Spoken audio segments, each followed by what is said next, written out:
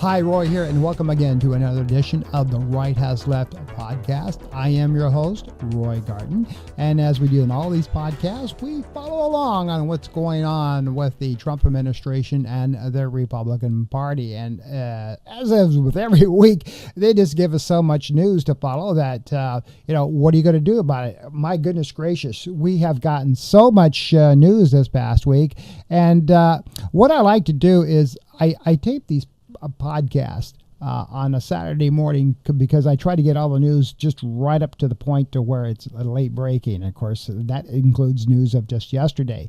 So having said that, we need to go ahead and just get right into it. So here we go. A federal judge on a Friday temporarily blocked the Trump administration from swiftly deporting illegal migrants from the interior of the United States. Washington, D.C. Based District Judge Gia Cobb, whom you see right here. She's an appointee, of course, of the former President Joe Biden, argued that prioritizing speed over all else will inevitably lead to the government to erroneously remove people.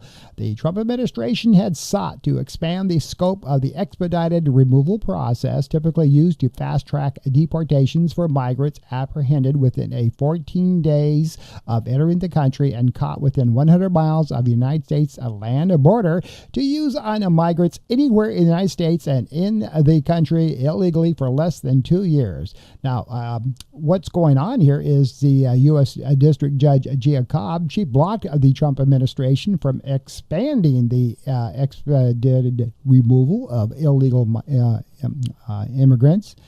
And the reason is that she, and this is her statement on her opinion, the court does not cast doubt on the constitutionality of the expedited removal statute, nor on its longstanding application at the border.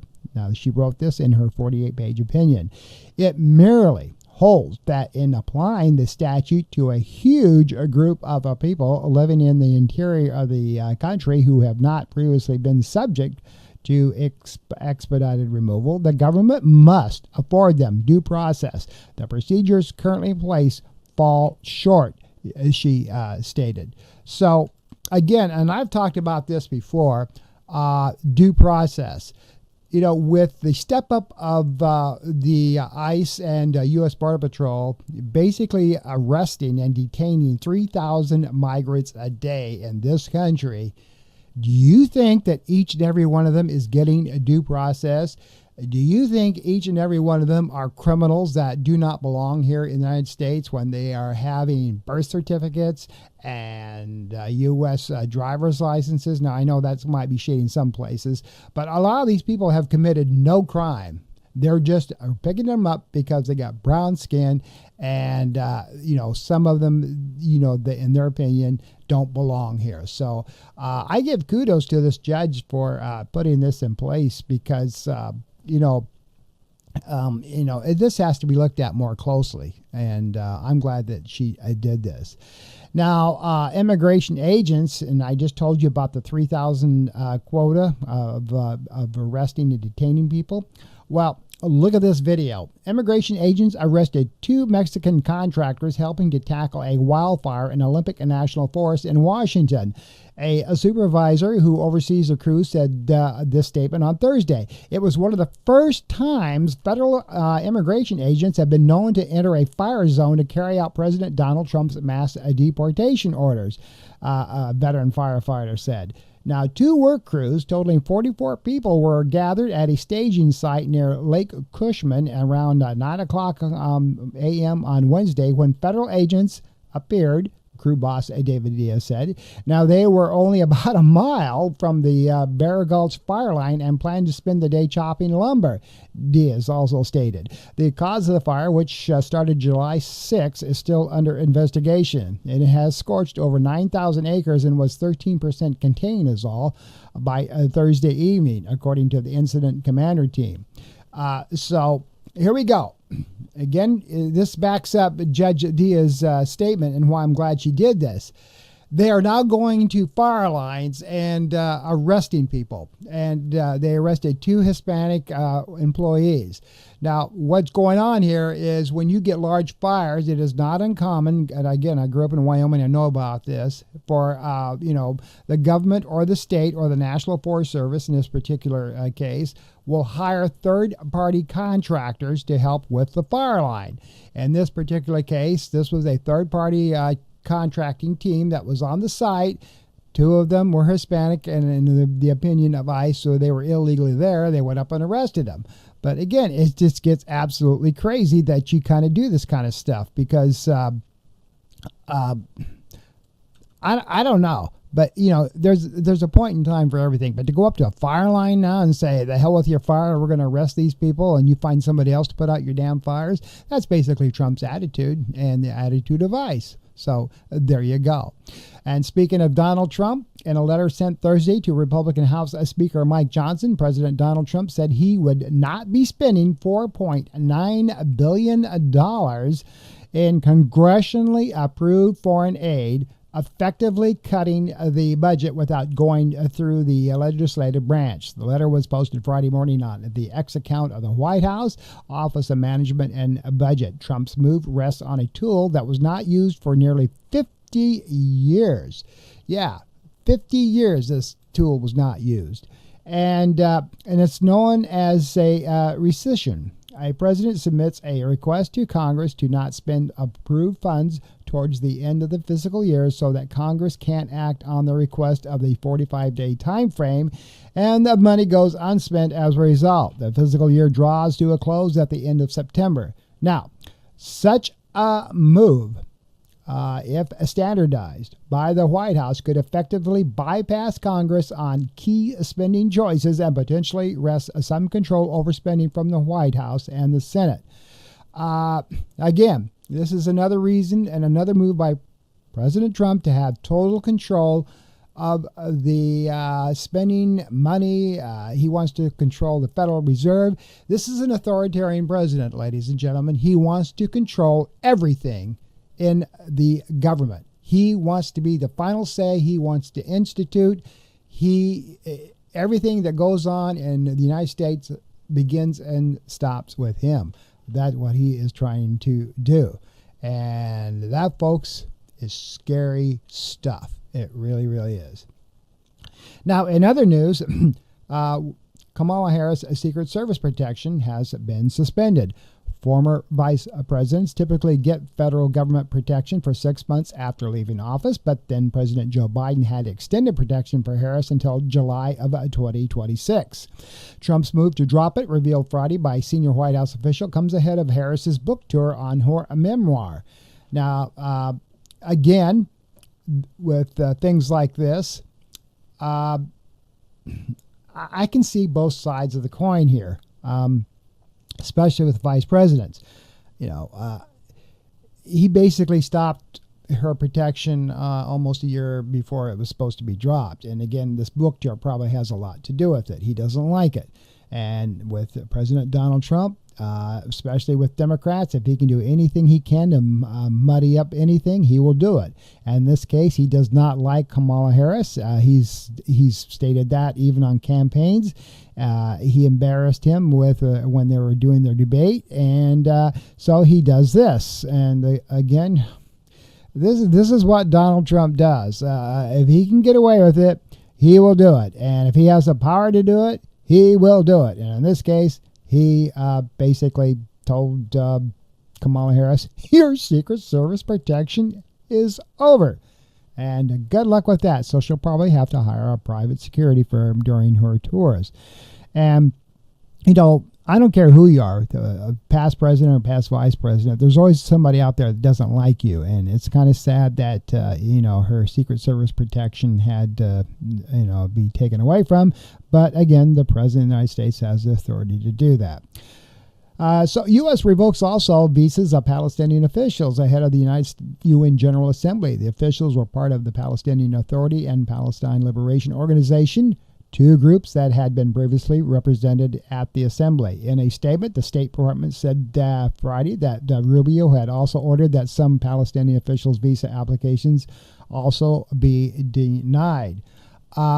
Again, I think Palestine has just as much right as Israel or anybody else to be represented at the United Nations. But since the United Nations is in New York and it's in the United States, Rubio has the authority to do this.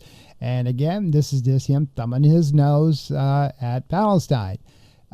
And I've had previous videos on this. AIPAC, which is the lobbyist group of Israel, they have bought and paid for almost every member of Congress, both on the congressional side and on the Senate side, with thousands upon thousands of dollars. And this information is available on the website, Open Secret. You can see which each person who is you've elected to office. You can see how much money they have taken from AIPAC, the Israel lobbying organization. They basically buy everybody's votes. It's no secret. If they will lobby on behalf of Israel, they'll put thousands of dollars in your pocket to do with whatever you want to do with. And and Marco Rubio is one of them, by the way. Just so you know that. Again, this stuff is crazy. To take away Palestinians' right at the United Nations is something that is nothing less than disgusting. Moving on, Jim O'Neill. He is going to be serving as the acting CDC director, two administration officials said. O'Neill, who was the second in command at the Department of Health and Human Services, will supplement Susan Moran's, and we're all aware of Susan Moran's. She was one of the people that got removed, and there's still a big fight going on. Susan Moran's, she was a long-time government scientist whose firing left the agency reeling earlier this week, and a lot of people walked out of the CDC since Kennedy started getting rid of people under Trump's orders, and he supports whatever he wants to do. She she's still fighting this, by the way. She has hired attorneys, and she's still fighting this. But back to O'Neill. He is a former investment executive who also served as the Federal Health Department under President George W. Bush, so he is a Republican. He does not have, by the way, any medical background. And I'll be talking a little bit more about O'Neill later on in the podcast, but I just kind of wanted you to see who this guy was and see where this stuff is going. Now, the Trump administration also, in other news, tells states to change sex ed lessons or lose funding. The Department of Health and Human Services Week told 40 states to change parts of a sex education lessons that focuses on the LGBTQ plus issues. And if they don't comply, by God, in 60 days, they're going to lose federal money for the lessons. The money comes through the Personal Responsibility Education Program and is aimed at teaching homeless students, those in foster programs, minorities, and those in rural areas and places with high rates of teen pregnancy. The push to change the lessons is part of a broader effort to eliminate what Trump calls gender ideology. By God, get rid of that crap. But some states and laws that require teaching about LGBTQ plus Trump administrations will cancel those grants. And so there you go. This is going back again to everything that has to do with the LGBT community and minorities and the cancel culture. Trump just does not like it. So again, this is crazy. Since he's already dismantled the Department of Education, let's just go ahead and kill this stuff too. So this stuff is just sad, but I'm giving you the news so you can look at this. Now, shortly after President Trump met with Russian President Vladimir Putin in Alaska, the director of the intelligence agency, we're going to move on now with Tulsi Gabbard. Guess what she did?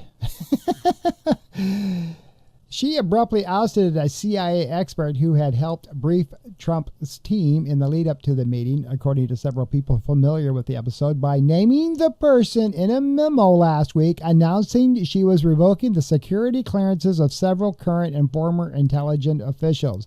Gabbard has appeared to have identified one CIA officer and it is a female, we know that, who was operating undercover, according to a source with direct knowledge of the matter. Although the employee, who we're not going to name, and in most places she's not named anyway, has been publicly affiliated with the CIA in the past. She was undercover at the time, and Gabbard named her in an ex-post, those sources said. A person close to Gabbard disputes that the employee was undercover, citing past public affiliation with the agency. But traditionally, intelligence officers routinely,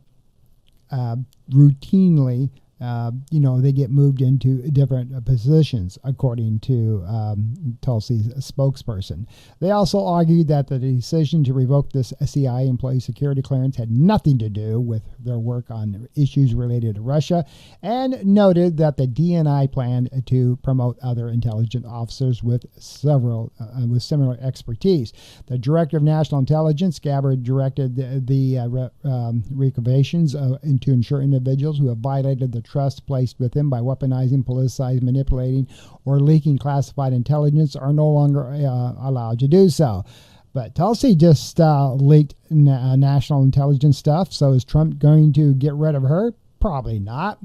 So, again, this is just the culture in the Trump administration. You get a lot of people who are in high-level positions who have absolutely zero experience in what they're doing, and this kind of crap happens. It's because they do not have any federal government training. So this is stuff like this.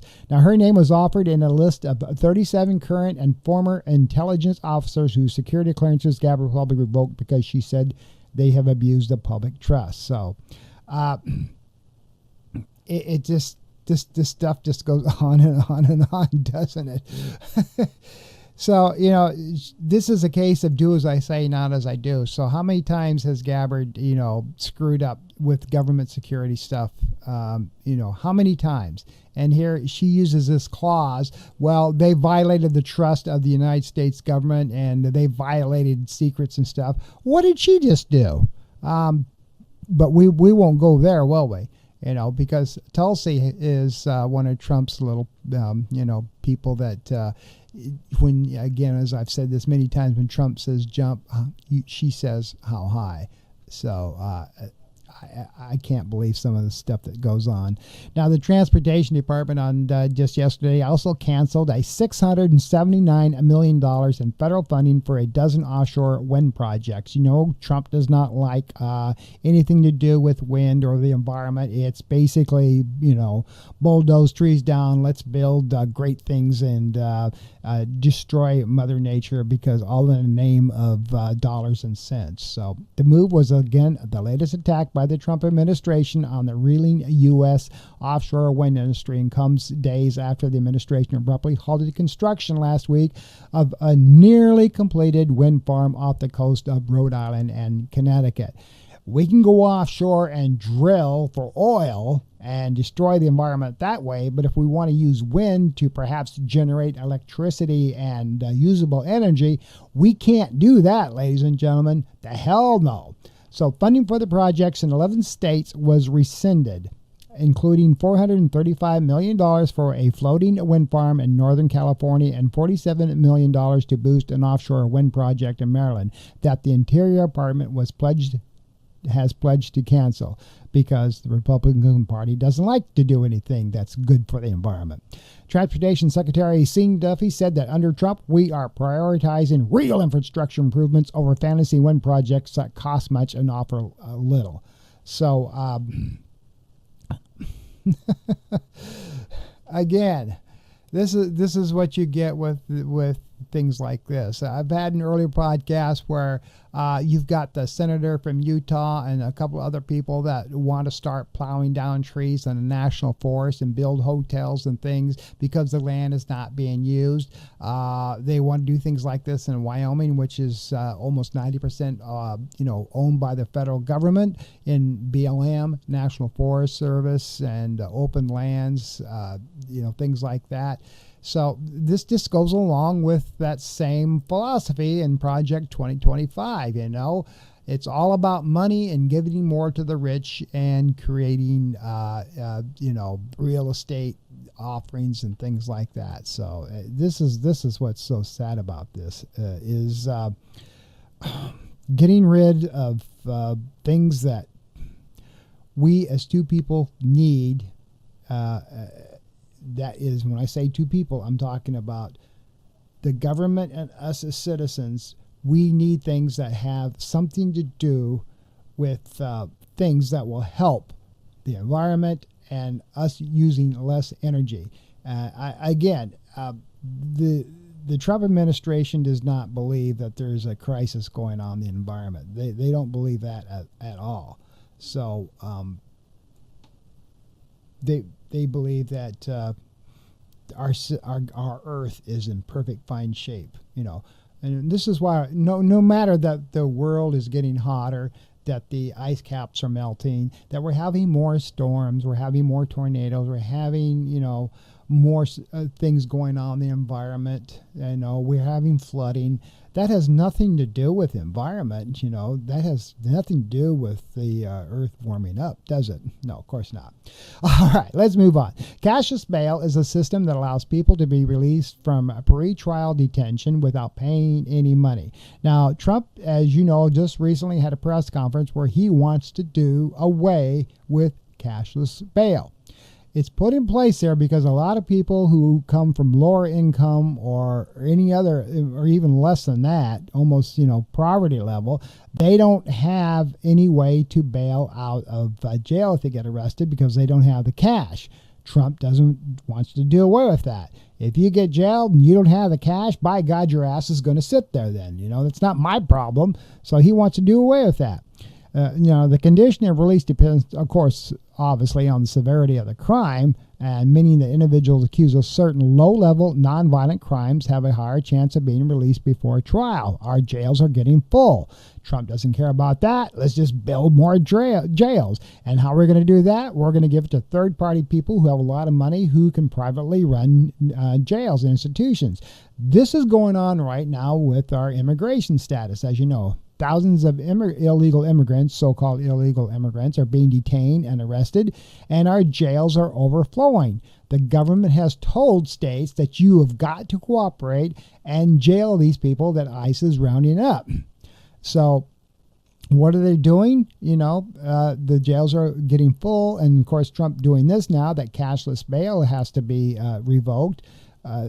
People can't bail out. So again, this is all going back to white privilege. If you're a great person and you have money and you're doing well in society and you can contribute to the CEOs and the big corporations, good for you. But if you can't, we're going to find ways to get rid of you. And this is one way of doing it. Proponents of cashless bail argue that its counterpart, cash bail, is unjust, particularly to poor people, those who cannot afford bail themselves. So they have to resort to extraordinary private bail bond companies. Again, there's the catch. They got to go to bail bond companies. Bail bond companies make money, and that is called profits. Trump loves profits. He likes people who can make money off the less fortunate. Or if they can't pay bail, they have to stay in jail despite being convicted of any crime, no matter how low level it is. So, and moving on to that, President Donald Trump said at a cabinet meeting that he wants to institute the death penalty in Washington, D.C. for anyone who commits murder. He did not specifically say how he proposed to implement that punishment. Trump defends crime crackdown. I'm not a dictator, Donald Trump said at his recent cabinet meeting on Tuesday. He touted his record on crime amid his federal takeover of Washington, D.C. and threats to do the same in other major cities. Now, if you don't think that Donald Trump is getting into this dictator mindset, watch this clip. Not that I don't have the right to do anything I want to do. I'm the president of the United States. If I think our country's in danger, and it is in danger in these cities, I can do it. But it would be nice if they'd call and they'd say, would you do it? Now, Trump says that the line is that I'm a dictator, but I just stop crime. So a lot of people say, if that's the case, I'd rather be a dictator if that's what they call me. But I'm not a dictator. I just know how to stop crime. So as you saw in that clip, He thinks that he has the power to do whatever he wants to do, and that's basically what he's stating. Is I'm not really a dictator, but if you think I'm going to be a dictator, okay, call me a dictator. So he kind of there admits it. I stop crime, but the question is just how much crime is he really stopping, and how much is in his mind, made up because he doesn't think the police do their work. And especially police in blue states. They're not doing a thing. The police in red states and Republican-held states, they're doing a great job. But the police in, blue states, they're not doing a job. But again, you can basically look up your facts here. Let's take Memphis, Tennessee, which has a higher crime rate than Washington, D.C., and we all know Tennessee is a red state. Their crime is higher than Washington, D.C. And, of course, the report asked Trump, that, would you send the National Guard to, say, Memphis, perhaps, a blue state, to help out with their crime? And he, of course, well, I suppose I could if they asked me to, but, they haven't asked me, so, yeah, I'd probably do that if they really wanted to. But, Governor Lee's not going to ask Trump to send the National Guard to Memphis, because that's, not in the realm of how you want to do things. All right, we're going to go back to Susan Marantz for just a second here. Fired CDC chief Susan Marantz, she does refuse to step down, defying White House what they want her to do is just quit. She says only Trump can remove her, as 4 other senior CDC leaders quit over the political interference. Now, I mentioned this earlier that, there has been a max exodus from the CDC since, Kennedy fired her. And now we're into a huge standoff because her lawyers are claiming she will not depart unless the president himself removes her. And, of course, I think he is going to probably wind up doing that. Now, she is an expert in her field. What's going on here with Susan Marantz basically, leaving is the fact of the matter is Kennedy does not believe in science. He believes in conspiracy theories. But, Marantz has been there quite a while, and she knows how to do her job. And the CDC, the Center for Disease Control, is all based on science, and it has been effective. But Kennedy, with his conspiracy theories, a lot of things that he says that she has done just doesn't fit into what we need to do here. Now, her lawyers claim that while the White House has said that she is not aligned with the president's agenda, whatever that may be, only Donald Trump himself can dismiss her, and he's going to probably do it. And Kennedy can't, but the president probably can. So he'll do that. If she's trying to stay on the job, and she has been reported to work, although, as I mentioned to you, that we have Jim O'Neill, who has been put in her place. So you got 2 people coming to work. So I had to bring that up because this woman is just being butchered and run over the rails. And a lot of this stuff is happening. So, Trump, moving on with other news, he's also ready to move the National Guard in Chicago, which will probably happen this next Friday of this podcast, over the objection of the Illinois governor. He's ready to move in with that stuff, and that's going to be interesting to see, too, because the governor of Illinois is fighting just like the governor of California over these National Guard troops coming in. So that's going to be kind of interesting to see what happens there. I want you to take a look at this. Now, this is wild. President Donald Trump is considering holding a Republican National Convention ahead of the midterm elections. He announced Thursday. Trump did not offer any details about where the convention would take place or what would happen there, but he touted various statistics that have been beneficial for the Republican Party this year. The GOP is fighting to maintain control, as we know well, of both the House and the Senate in 2026. The Republican Party is doing really well. Millions of people have joined us in our quest to make America great again. We won every aspect of the presidential election, and based on the great success we're having, are poised to win big in the midterms. I don't know about that. I think, in my personal opinion, that the House has a great possibility of being taken back control by the Democrats. The Democrats, I think, sadly don't have a chance in hell in the Senate. But the House, yeah. But again, this is why all this gerrymandering is going on, because the Republican Party is scared to death. And that's why they're doing all this. So now Trump wants to do this.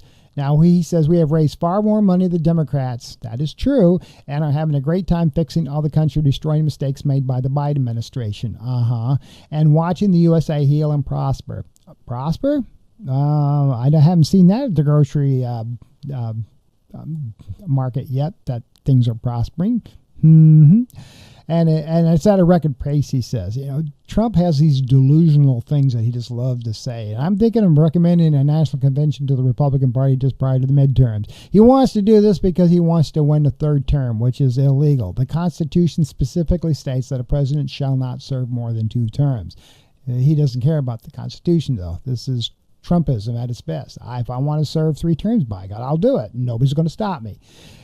So, as you saw by that post, now, there are 4 key states the Republicans aim to flip in 2026 midterms to expand the majority. Historically, midterms have been tough for elections for the party controlling the White House, typically losing 25 seats in the House, and the Republicans lost 41 seats in the 2018 midterms. Republican National Committee RNC Chairman Christian Pelz, following Trump's announcements, told the media that it is leading in bold initiatives to win back the House and the Senate, and we're going to keep our pathway to victory.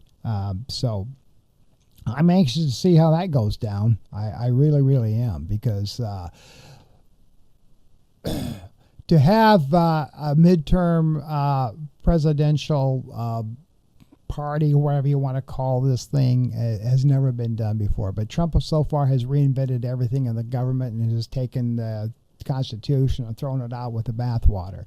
And of course, with the Supreme Court, with the majority of the Supreme Court being placed there by Republicans, so far the Supreme Court has pretty much 99.9% have done whatever Trump wants them to do. So when lawsuits get filed and it's taken to the Supreme Court, and the Supreme Court just says, well, he has the executive power to do all this stuff, what are you going to do? The United States is now under authoritarian control, and it's white privilege, and it's whatever what we want to do. The Republican Party is going to do it. So whether you like it or not, Trump's probably going to pull this off. And again, President Donald Trump, again, at both of his White House events this past Monday, mused about renaming the Department of Defense back to the Department of War. And he's been calling it the Department of War several times. Trump said in the Oval Office, as he met with South Korean President Lee Jae-myung, he said that he thought he would be more information about changing it back to the Department of War because he thinks it sounds better. Now, the Department of War, before it was called the Department of Defense, was created in 1789, and it was reorganized and renamed after World War II back to the Department of Defense. So there you go. This stuff is just crazy. Yeah, I don't know. What are you going to do when you see stuff like that? It's Department of War, Department of Defense, call it whatever you want to call it. It's Trumpism at its best. Okay, now, what you're looking at here is Union Station. You think that's crazy. Well, the Department of Transportation said this past Wednesday is reclaiming the management of Union Station in Washington, D.C. to restore it. Though Union Station has previously been owned by the Department of Transportation, it has been under various agreements and leases. Last week, Vice President J.D. Vance, Defense Secretary Pete Hegseth, and White House Deputy Chief of Staff Stephen Miller visited Union Station to meet with the troops, which are stationed there, and contended the station has been overrun with homeless people and trash. And because of that, they're going to take control of that too. Of course, the federal government's already pretty much taken control of Washington, D.C. Again, as you can see, the government does not like homeless people. To be homeless is an absolute crime. You know, whether you're out of a job, you have mental issues, whatever the case may be, alcoholism, you're addicted to drugs. If you're homeless, screw you. We're going to take you off the streets. You can't camp there. We want our country beautiful. And if you're homeless, you're just a worthless POS. And of course, they're saying they're rounding them up and putting them in, great shelters, and they're putting them in institutions to get better. And I call BS on that. You know they're not. It's just like with the detainees. They're getting the best of treatment in these detention camps and these the people who are in these camps. And that's why they're closing Alcatraz, which I'll get to in a moment. Alligator Alcatraz. They're not getting the best treatment. That place is a sewer dump already. So anyway, moving on. The Federal Energy Management Agency, who signed a public letter of dissent earlier this week, were put on administrative leave evening, according to documents reviewed by the Associated Press. More than 180 current and former FEMA employees signed the letter sent to the FEMA Review Council and Congress on Monday, critiquing recent cuts to the agency staff and programs and warning that FEMA's capacity to respond to a major disaster was dangerously diminished. Well, I can see why they put $445 million in the Alligator Alcatraz, FEMA did. So that money that was supposed to be used there for assisting states with major national disasters, it was put in Alligator Alcatraz, a lot of it. So 35 signed their names, while 141 signed anonymously for fear of reputation.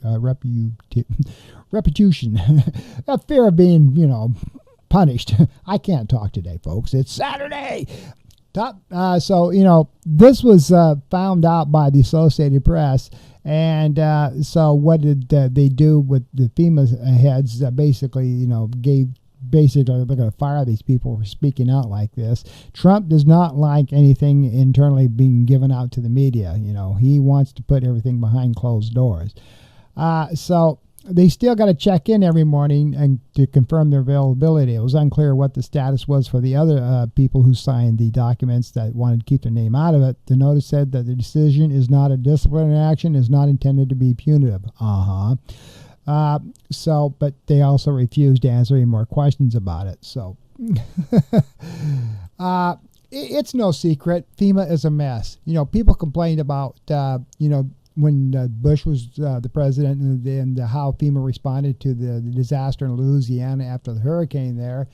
And you think it's bad now. Trump basically now decides who's going to get any kind of FEMA aid at all for what little money there's left there. And who is it? If you are a red state, you're probably more than likely going to get help from FEMA, such as, say, Tennessee, if they had a tornado disaster.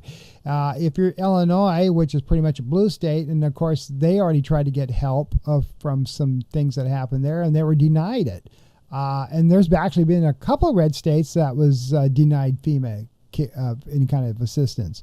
And this is basically because there's hardly any money left in FEMA. So that's basically why.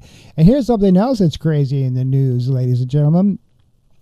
What has Denmark accused the United States of? Denmark summoned Mark Straw, the U.S. who is charged in Denmark, after the Danish public broadcaster DR reported on Wednesday that at least 3 Americans with links to Donald Trump have been carrying out covert operations that sought to encourage Greenland to break away from Denmark and instead join the United States. DR Broadcasting cited unnamed sources. Greenland, which is situated between the Arctic Ocean and the North Atlantic Ocean, is the world's largest island and is geographically part of North America. The 3 American individuals who DR reported were being closely watched by Danish authorities were not named by the broadcaster. Their alleged activities include compiling lists of Greenlanders who would support Donald Trump and gathering information about tensions between between Denmark and Greenland. Danish Prime Minister Mette Frederiksen said any interference in internal affairs in the Kingdom of Denmark and Greenlandic democracy is unacceptable. I note that the Americans have not clearly rejected the DR report today, and that is, of course, serious. Bergmanson told this with Danish television. So, as you know, J.D. Vance visited Denmark, and basically he also visited Greenland, and he was trying to, tell the people there that hey, you should support the United States, and I think we can get this island to become a part of the United States, and it'll be good for everybody. Trump wants Canada to become the United States. He wants Greenland to become the United States, and he wants, of course, Denmark wants nothing to do with it, and Canada wants nothing to do with it. So, again, this is just another one of his fantasies where, if he thinks that if I want something, I'm going to take it. Again, this is what Hitler did in 1939 Nazi Germany. He tried to take all of Europe, and look what happened to him. So, we need to work with these countries, folks, like Greenland and Canada. And right now with Canada, we've got all these huge tariffs coming back on the citizens of the United States because Trump is putting tariffs on Canada. And it's backfiring. But, oh boy. Moving on, National Guard troops that President Donald Trump ordered to Washington, D.C. have been spotted picking up trash. You see this video going on here? After Trump slashed the federal workforce, the troops whom Trump deployed after declaring a crime emergency in the Capitol were seen wearing yellow gloves and orange vests over their camouflaged uniforms in Lafayette Park across from the White House on this past Tuesday. They're become trash, picker-uppers. And that's because there's nobody to pick up the trash. The Park Service has been slashed with the number of people that work there. And the other people that are, common laborers are for the city of Washington, D.C., they've been cut. So what are you going to do? You're going to have the National Guards go around picking up trash. Officials say the troops were also collecting trash in the Tidal Basin area and the National Mall. They're picking up trash. Much of the work being carried out by the guards would normally fall under the remit of the National Park Service, but they don't have anybody working for them anymore. And I'm going to tell you right now, as I said, I'm originally from Wyoming, and I've been following the local news up there in the Grand Teton and Yellowstone National Park areas, and their lack of service there, with having no staff is very much visible. Things that services that have normally been available to the visitors to the national parks is not there anymore. And you've got people who are in high-level management areas in the national parks now cleaning toilets and doing everything else because and cleaning up campgrounds because there's nobody to do it. The staff was struggling before the Trump administration came into power. Now it's even worse. And these sweeping cuts that has been happening to the federal workforce is now becoming evident. When you've got people like the National Guard now have to resort to picking up trash when they're supposed to be there for other reasons, that kind of shows you the severity of things going on. It's kind of sad, but Trump says that he's putting the Guard on duty for 40 beautification projects around the city. So this is just beginning of what the National Guard's doing. He's just, it's free help for him. I'm going to deploy the National Guard, and then they're going to go out and do this, and they're going to do what I tell them because they are part of the United States Army. So, I don't know. The Park Service had 200 people one time working in the gardens in the area of the White House, and now they got 20. They went from 200 to 20 people. And I mean, it's everybody. The masons, the maintenance workers, the groundskeepers, the plumbers, they don't have anybody anymore. Every shop is short, they said, and they reported that the guards are being used to pick up the slack. So the National Guard are now going to be doing that kind of stuff. The National Park Service has lost almost a quarter of its permanent staffing during Trump's second term, according to the nonprofit National Parks Conservation Association. While it's not unusual for troops to be involved in cleanup of a major emergency, such as a hurricane, or civil unrest, or natural disasters, they're used as gardeners now. They're planting flowers. In the wake of the presidential directive has raised questions about whether it's an effective use of the resources. So there you go. The National Guard is now having to go around picking up trash. Now, maybe you think this is okay, but I want you to think about this for just a second. If you joined the National Guard as your way of serving our country, and you expected to be doing more than coming into U.S. cities armed and having been ordered to, perhaps use your force to take out people who are protesting or homeless people or, arresting migrants who happen to be in the country. If you're asking yourself, did I join the National Guard for this? Because I know some National Guard people, because I got a relative who's in the National Guard. She got shipped overseas, and she enjoyed her service over there. She was sent as support services, and she's serving the military, doing stuff. Now, if she turns around and has to get sent to, say, Chicago here in the next few days, and having to, bear her weapons and, march the streets because they think they got rabid crime going on there, she may have a different tune. But I'm just telling you that this kind of stuff, makes people nervous. So, I don't know. So we are going to now move on to our things with going on here in Florida. And we're going to go back to Alligator Alcatraz, which is in the news. 5 of the contractors Florida has employed to build and operate Alligator Alcatraz, the controversial immigration detention site in the Everglades, have links to allegations of improper business practices and misuse of public funds. Surprise, surprise, surprise. Yes. Now, according to the Miami Herald, a review of legal records that they found, one of the firms allegedly allowed armed Mexican nationals with no legal immigration status to be brought into the United States by a subcontractor to provide security for its work in building a border wall as part of a federal contract. Another recently agreed to a multi-million-dollar settlement addressing allegations that he had sold to the United States. Federal government products made in prohibited countries like China.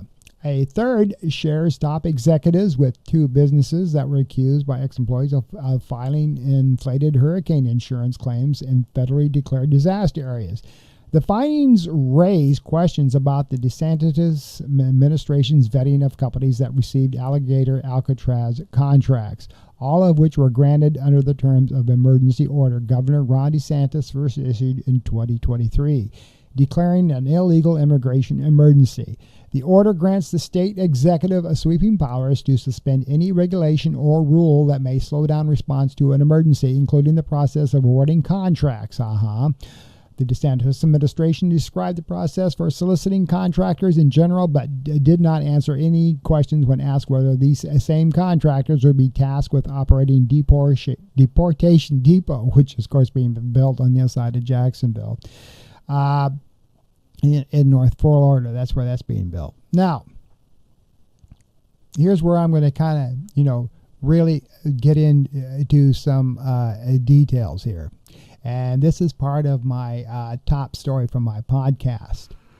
You got to listen closely about this investigation because it is dead serious. Now, even though I'm talking about the state of Florida where I do my podcast from, this is important because we are taxpayers.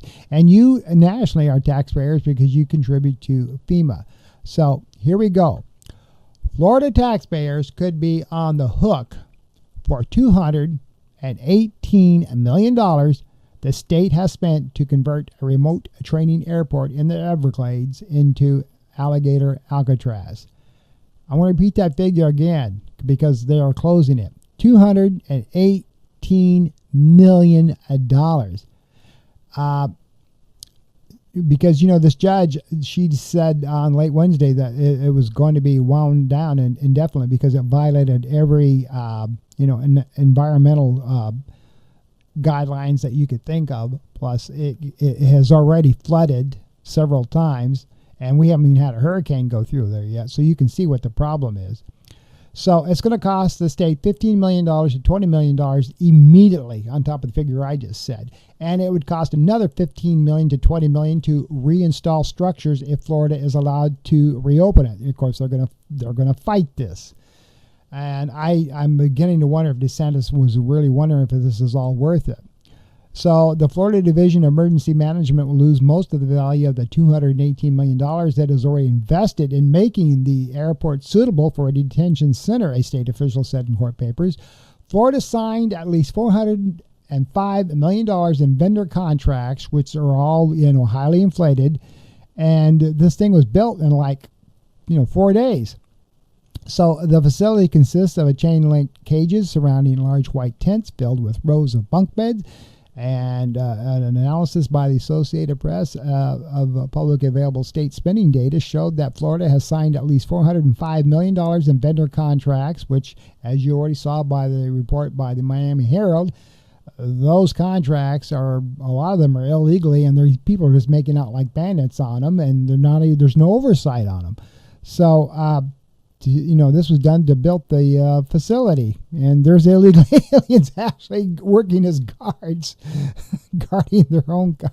Oh my God! So as of late July, the state had already allocated at least $245 million to run the site, which opened July 1st. President Donald Trump toured the facility, last month and suggested it would be a model for future lockups nationwide, as his administration races to expand the infrastructure needed to increase deportations, thus private third-party jails and detention centers, which corporations make millions of dollars off of, and they're all Trump's buddies. He's spreading the wealth. So, it's just it's absolutely crazy, folks, that's going on with Alligator Alcatraz and all the millions and millions of dollars that are being spent. The Republican Party is just handing out money left and right to anybody and everybody that can help in their cause. So it's a get-rich scheme for everybody, and this is actually no secret. Again, you got to stop and think about what Ron DeSantis is doing here. He's already being investigated for, allocating $10 million to his wife's nonprofit organization, Hope Florida. He's already gone after Orange County, which is mostly Democratic. He's now got his people in there in Orange County, his own little Doge operation. In the city of Orlando, investigating some what is supposed to be alleged, I use that word alleged, misspending from one of the tourist bureaus there. So, he's just like a mini Trump. You cross him, he's going to come after you. And again, he's really defending Alligator Alcatraz that it was actually really needed, and that we have to keep it there, even though judges order it closed. So, interesting stuff, huh? And in my final story for today from the state of Florida, in May, 2 Lake Nona fourth graders won a Florida Department of Transportation art contest. You're looking at it here. Their prize, to see their designs painted on bike lanes outside of their school. The colorful images, sadly, have a short shelf life. This week, Laureate Park Elementary School learned that the state of Florida, going back to Ron DeSantis and his cronies, have ordered the youngsters' street art painted over, part of a wide-ranging effort to remove pavement art and other roadway markings that Florida officials say now are unsafe and they are political. The state's new push led to the painting over of the rainbow crosswalks, as I reported on my last podcast last week from the former Pulse nightclub in Orlando, and has put about 400 more road art projects around the state of Florida on a potential removal list. The Lake Nona kid-designed bike lanes are among 18 in the city of Orlando required to be removed by next week. Again, DeSantis is going after the city of Orlando, one of the largest Democratic strongholds in the state of Florida. He does not like it, and he is throwing his weight around to get rid of anything and everything. Okay. When this came up, I said, "Are we sure this is on the list?" It said Jim Gray, the Orlando City Commissioner who represents the Lake Nona area, and the answer to that question was yes, it is. So there you go, my podcast for this week. As you have just seen and learned, there is a lot of stuff going on. And whether you're pro or con, I just report the facts. And a lot of this stuff, folks, is freaking scary. And a lot of this stuff is sad because it affects children, just as you've seen in this report. That bike lane and that artwork is hurting absolutely nobody. And kids take a lot of pride in the stuff that they do. The rainbow sidewalk that was there for us, talking about the 49 people that died in the Pulse shooting mass. That was one of the worst things that's happened in U.S., in the state of Florida's history, and even the U.S. That rainbow sidewalk was hurting nobody. And DeSantis had that thing painted over. And when people went in there with colored chalk to try to restore it, they did it again, and then they sent law enforcement after them, This stuff is hurting nobody. It's just this thing going on with, with the culture of diversity, equity, and inclusion, DEI. The Republicans do not like it. They do not like the LGBT community. They do not like Hispanics. They do not like homeless people. They do not like anyone unless you are white, privileged, and can contribute to the economic status of this country. They love you if you can do that. If you're a senior, they don't like you. You've got to be active. You've got to be well educated. You got to make money. Then you're fine. So, it's just anything that has anything to do with the Biden administration. The Republicans just are bitter, hateful people, and I'm going to come out and say it because it's true. And they can talk all about, it's basically our way or the highway. That's what they're saying. And going back to this little art project that these kids did, that was a beautiful piece of artwork. Who the hell are they hurting there? And, guys, I'm going to just say it, you got to grow up. I mean, it's so sad. Anyway, that's my podcast for this week on The Right Has Left. I'm Roy Garten. I hope you enjoyed this podcast. I look forward to your comments. Until next time, you try to have a good night.